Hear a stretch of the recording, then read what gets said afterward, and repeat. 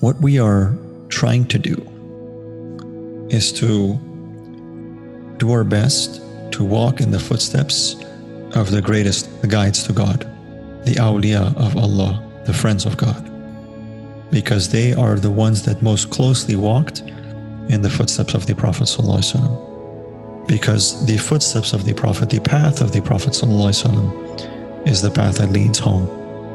It leads to God. It leads to peace. It leads to truth.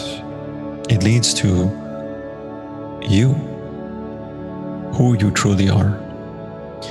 And Sayyidina Abu Yazid al-Bistami, one of the great awliya of Allah, one of the great arifin billah, one of the great knowers of God, in one of his states, after years of struggling on the spiritual path to perfect and to purify himself, to remove, in his own words, from himself hypocrisy.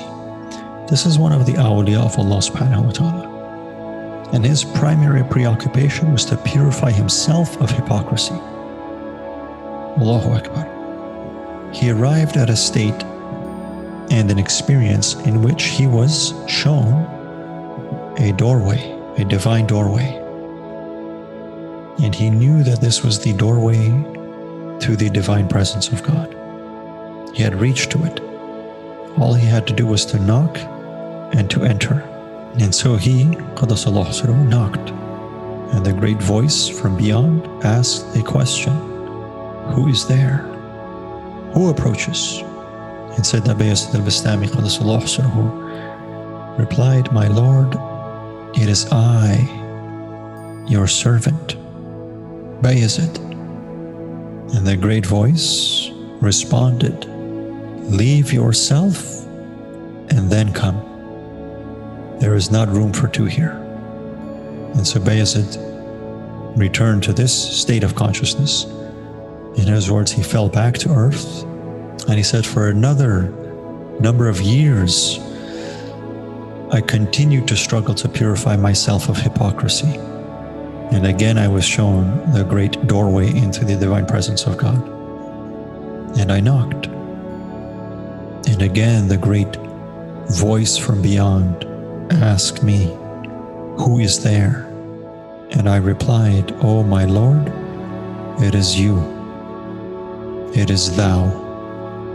And the door opened, and he entered and was annihilated in the presence of God.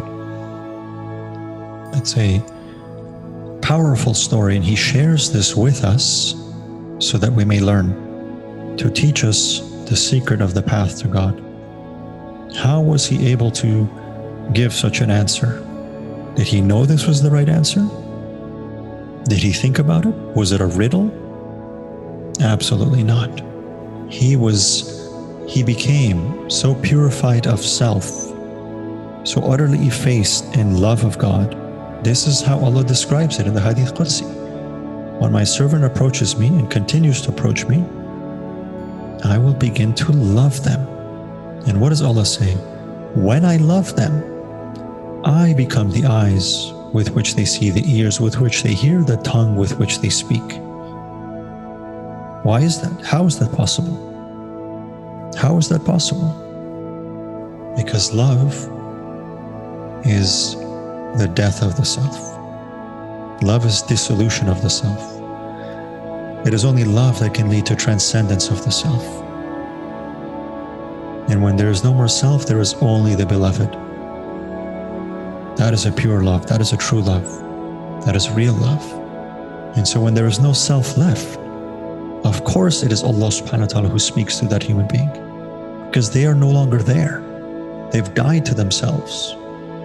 That's the meaning of the Prophet ﷺ statement, die before you die. They've died through love. Love leads to death. True love leads to the transcendence of the self, the forgetting of the self, the dissolution and dissolving of the self.